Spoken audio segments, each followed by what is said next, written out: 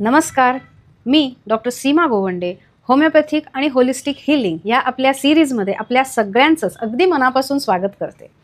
काल आपण बघितलं की फॅक्ट्स आणि मिथ्स अबाउट होमिओपॅथी म्हणजे गैरसमज काय आहेत होमिओपॅथी संदर्भात ते आपण काल बघितले. आज आपण अजून पुढे जाणार आहोत आणि बघणार आहोत की अक्यूट डिसीज आणि क्रॉनिक डिसीज म्हणजे काय असतं. तर सर्वप्रथम अक्यूट डिसीज म्हणजे काय, तर कोणताही अचानक उद्भवणारा आणि तात्पुरता टिकणारी जी काही अवस्था आहे तिला आपण अक्यूट डिसीज म्हणतो. म्हणजे काय की ह्याच्यामध्ये व्यक्ती स्पेसिफिकली सांगू शकते की ह्या त्रासाला सुरुवात एक्झॅक्टली कधीपासून झाली. उदाहरणार्थ बऱ्याचदा आपण अनुभवलेलं असेल की आपण म्हणतो अरे कालपर्यंत मला काहीच नव्हतं, आज सकाळी मी उठलो तेच मुळी एकदम मला ताप आला होता किंवा अचानक शिंका सुरू झाल्या किंवा अचानक अंगावरती गांधी उठली किंवा रॅश उठले किंवा एखादी दुखापत झाल्यानंतर तिथे जे काही स्वेलिंग सूज येते किंवा वेदना होतात, हे जे काही आहे हे अचानक होणाऱ्या गोष्टी आहेत. सो ह्या अशा पद्धतीच्या अचानक होणाऱ्या त्रासाला आपण अक्यूट डिसीज असं म्हणतो. म्हणजे अक्यूट डिसीज हा एखाद्या वादळासारखा आहे की एकदम तीव्र पण तात्पुरता असतो. वादळ काय आयुष्यभर राहत नाही, येतं जेवढ्या जोराने येतं तेवढ्या जोराने ते निघून सुद्धा जातं. ते काही लाईफ लॉंग असं आपण बघितलंय का की एखाद्या प्रदेशामध्ये कायमच भूकंप होत राहिलाय किंवा कायमच तिथे वादळ येत राहिलंय, नाही, ते तात्पुरतं येतं आणि निघून सुद्धा जातं. तशाच पद्धतीने अक्यूट डिसीज हे तात्पुरते असतात आणि जेव्हा येतात तेव्हा एकदम सडन ऑनसेट असल्यामुळे कधी कधी त्याची तीव्रता जास्त असू शकते. उदाहरणार्थ ताप. आता तापाच्या बाबतीमध्ये मी युजली पेशंटना सांगते शक्यतो ताप येतोय ही चांगली गोष्ट आहे. कारण जेव्हा पावसाळ्यामध्ये गढूळ पाणी येतं तेव्हा आपण काय करतो की ते पाणी उकळून पितो. का उकळतो? जेणेकरून त्याच्या आतमध्ये जे काही बॅक्टेरिया व्हायरसेस आहेत ते मारले जातात त्या तापमानामुळे. सिमिलरली आपल्या शरीरामध्ये इतकी बेस्ट डिफेन्स मेकॅनिझम आहे की जेव्हा पण एखादं इन्फेक्शन आपल्याला होतं तेव्हा आपोआपच आपल्या शरीराचं तापमान वाढतं. कशासाठी? तर त्या बॅक्टेरिया आणि व्हायरसेसशी फाईट करण्यासाठी म्हणून, त्यांना मारण्यासाठी म्हणून शरीराचा तो एक प्रोटेक्टिव्ह किंवा डिफेन्स मेकॅनिझम म्हणून ते तापमान वाढलेलं असतं. आणि अशा वेळेला युजली काय केलं जातं, पॅरासिटामॉल किंवा तत्सम गोळी घेऊन तो ताप खाली आणला जातो. म्हणजे ह्याच्यामध्ये आपण शरीराची जी काही डिफेन्स मेकॅनिझम आहे त्याला मदत करायच्या ऐवजी कुठेतरी त्याच्यात आडकाठी आणतोय. कारण आजकाल लोकांचा पेशन्स थोडा कमी झालेला आहे. माझे खूप पेशंट परदेशामध्ये आहेत, ते त्यांचे अनुभव सांगतात की तिथे आजारी पडल्यानंतर, ताप आल्यानंतर युजली डॉक्टरांकडे गेलं की ते 3 दिवस सांगतात की काहीही औषध घेऊ नका. ताप आल्यानंतर ते सांगतात काहीही औषध घेऊ नका, नुसत्या गार पाण्याच्या घड्या ठेवा. त्यानेही ताप उतरला नाही तर 4थ्या दिवशी ते पॅरासिटामॉल सदृश औषध देतात आणि त्यानेही विशेष काही फरक पडला नाही तर 5व्या दिवशी अँटीबायोटिकचा विचार केला जातो. आपल्या देशात दुर्दैवाने ताप, सर्दी, खोकला काहीही झालं की लगेचच अँटीबायोटिक सुरू केलं जातं की जे अतिशय चुकीचं आहे. तर मला या माध्यमातून सगळ्यांना हे मनापासून सांगायचं आहे की पूर्वीच्या काळी जेव्हा पण आपल्याला ताप यायचा, घरगुती उपाय आपण काय करायचो की गार पाण्याच्या घड्या डोक्यावरती ठेवायचो. त्याने काय होतं की टेम्परेचर रेग्युलेशन व्हायला मदत होते. आपल्या शरीराचा जो डिफेन्स मेकॅनिझम आहे त्याला आपण सपोर्ट केलं पाहिजे, ना की त्याच्या त्या मेकॅनिझममध्ये व्यत्यय आणलं पाहिजे. अशा वेळेला तापामध्ये जर एखाद्याला अगदी सहनच होत नाहीये तो ताप, खूप डोकंच दुखतंय, तर मी सांगते की ठीक आहे, सहन होत नसेल तर पॅरासिटामॉल घ्या. अदरवाईज जोपर्यंत तुम्हाला तो ताप सहन होतोय तोपर्यंत तो शक्यतो सहन केला पाहिजे. शांतपणे झोपणं अपेक्षित आहे. आपली जी काही रिकव्हरी होते ती आपल्या झोपेमध्येच होत असते. युजली काय होतं की ताप आला, पॅरासिटामॉल घेतला जातो, आपला ताप उतरतो आणि मग आपण लगेच कामाला लागतो. याच्यामुळे काय होतं की शरीराला जी काही विश्रांतीची गरज आहे ती आपण देतच नाही. जेव्हा पण ताप येतो ते सांगत असतं की तुम्हाला आत्ता विश्रांतीची गरज आहे. आपण या शरीराचे जे काही संदेश आहेत ते ऐकले पाहिजे. जेव्हा पण एखादा बॉडी पार्ट दुखत असेल तेव्हा तो दुखरा बॉडी पार्ट आपल्याला सांगत असतो की मला जरा विश्रांतीची गरज आहे. आपण युजली काय करतो, पेन किलर खा, तसंच रेटून कामाला लागा. ह्याच्यामुळे तो बरा व्हायच्या ऐवजी अजून त्याचा त्रास वाढत जातो.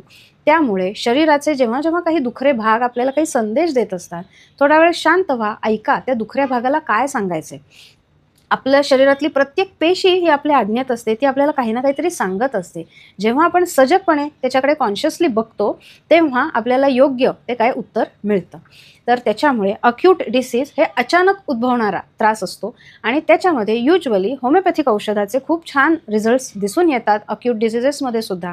आणि होमिओपॅथिक औषध आधीच्या भागात मी सांगितल्याप्रमाणे ते आपल्या व्हायटल फोर्स म्हणजेच आपल्या प्राणशक्तीवर किंवा प्राण ऊर्जेवर काम करत असल्यामुळे ते हिलिंग प्रोसेसला मदत करतं. ते निसर्गाच्या विरुद्ध जाऊन काहीही काम करत नाही. त्यामुळे अक्यूट डिसीजेसमध्ये होमिओपॅथिक औषधं अगदी सेफली आपण घेऊ शकतो. दुसरा भाग आहे तो म्हणजे क्रॉनिक डिसीज. आता क्रॉनिक डिसीज म्हणजे काय की जुनाट किंवा वारंवार उद्भवणारे आजार. एखादा आजार हा फॉर एक्झाम्पल डायबिटीस असेल, ब्लड प्रेशर असेल, थायरॉईड असेल, ह्या पद्धतीच्या ज्या काही याला आपण लाईफस्टाईल डिसऑर्डर म्हणतो. म्हणजे काय की अचानकपणे उठून कधीही कोणाला डायबिटीस होत नाही. आपल्याला एखाद्या दिवशी तो डायग्नोस होतो, एवढाच काय तो फरक आहे. म्हणजे काय तर ह्याच्या मागची जी काही पूर्वतयारी आहे ती कैक दिवस किंवा वर्षांपासून ती प्रोसेस चालू असते. आपली चुकीची लाईफस्टाईल असेल किंवा भरपूर प्रमाणात स्ट्रेस असेल किंवा झोपेचा अभाव असेल, अशी असंख्य कारणं आहेत की ज्याच्यामुळे हे लाईफस्टाईल डिसऑर्डर्स होत असतात. तर जर का आपण त्या दृष्टीने त्याच्यावरती काम केलं तर हे आजार पूर्णपणे बरे होऊ शकतात. युजली डायबेटिक किंवा हायपरटेन्सिव्ह मॅनेजमेंटमध्ये जी काही औषधं दिली जातात त्याच्याने म्हणजे ॲलोपॅथिक औषधं जी काही दिली जातात त्याच्यामुळे ती शुगर किंवा ब्लड प्रेशर हे कंट्रोलमध्ये राहायला नक्कीच मदत होते. पण हे सोल्युशन नाही आहे. आयुष्यभर ती व्हॅल्यू कंट्रोलमध्ये ठेवण्यापेक्षा पूर्णपणे बरं कसं होईल ह्या दृष्टीने आपण प्रयत्न करणं खूप गरजेचं आहे. पुण्यामध्येच डॉक्टर त्रिपाठी किंवा डॉक्टर भाग्येश कुलकर्णी हे DFF किंवा डायबिटीस फ्री फॉर एव्हर आणि डॉक्टर त्रिपाठींची पण एक संस्था आहे की ज्याच्यामध्ये ते डायबिटीस कंप्लीट रिव्हर्सलच्या दृष्टीने मार्गदर्शन करतात. याचाच अर्थ डायबिटीस हा एकदा झाला की आयुष्यभर औषधं घ्यायची नक्कीच आवश्यकता नसते.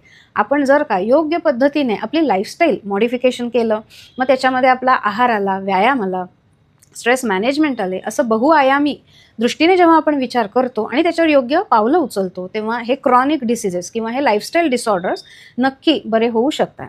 ह्या व्यतिरिक्त काही लोकांना मगाशी म्हटलं तसं जे काही अक्यूट डिसीज आहेत म्हणजे सर्दी होणं, अंगावर रॅश उठणं, पित्त उठणं, याचंच वेळीच आपण त्याच्यावर उपाययोजना केली नाही तर क्रॉनिक मध्ये रूपांतर होतं. म्हणजे काय की काहींना मग वारंवार सर्दी होण्याची टेंडन्सी असते, काहींना वारंवार अंगावरती पित्त उठण्याची टेंडन्सी असते. सो हे झालं क्रॉनिकमध्ये रूपांतर. सो अशा वेळेला जेव्हा पण एखादा आजार हा क्रॉनिक होतो तेव्हा आपल्याला डिटेल त्याची हिस्ट्री घेऊन त्याच्यामागची त्याची लाईफस्टाईल कशी आहे, कारण काय आहे, सिम्पटम्स काय आहेत, कशाने त्रास वाढतो, कशाने कमी होतो, अशी डिटेल ॲनालिसिस करून आपल्याला योग्य काय ती औषधोपचार केले की तो आजार पूर्णपणे मुळासकट बरा होऊ शकतो. तर आज आपण बघितलं की अक्यूट डिसीज म्हणजे काय आणि क्रॉनिक डिसीज म्हणजे काय. तर योग्य पद्धतीने ह्याच्यावर उपचार केल्यानंतर अक्यूट असेल नाही तर क्रॉनिक असेल ते पूर्णपणे 100% बरे होऊ शकतात. याच्यासाठी फक्त आपल्याला आपला पेशन्स वाढवण्याची नक्कीच गरज आहे. कारण अक्यूट डिसीजमध्ये तर 1 ते 2 दिवसात परिणाम दिसून येतात. तर क्रॉनिक डिसीजमध्ये युजली आपली चुकीची जीवनशैली असेल किंवा आपल्या जे काही आहार विहार किंवा स्ट्रेस मॅनेजमेंट नीट न जमल्यामुळे आपल्याला ते क्रॉनिक डिसीज उद्भवलेलं आहे. तर त्यासाठी थोडा पेशन्स ठेवून तितके महिने रेग्युलरली जेव्हा आपण औषध घेतो तेव्हा मुळासकट तो आजार पूर्णपणे बरा होऊ शकतो. आणि फक्त औषधावर अवलंबून न राहता आपली जीवनशैली बदलण्याकडे सुद्धा आपला प्रयत्न असणं हे खूप गरजेचं आहे. तर उद्या आपण बघणार आहोत की होमिओपॅथीमध्ये डिटेल केस टेकिंग केली जाते. म्हणजे त्याच्यामध्ये काय काय फॅक्टर्सचा विचार करायला लागतो आणि तो का केला जातो. तेव्हा भेटूया उद्याच्या भागात. धन्यवाद.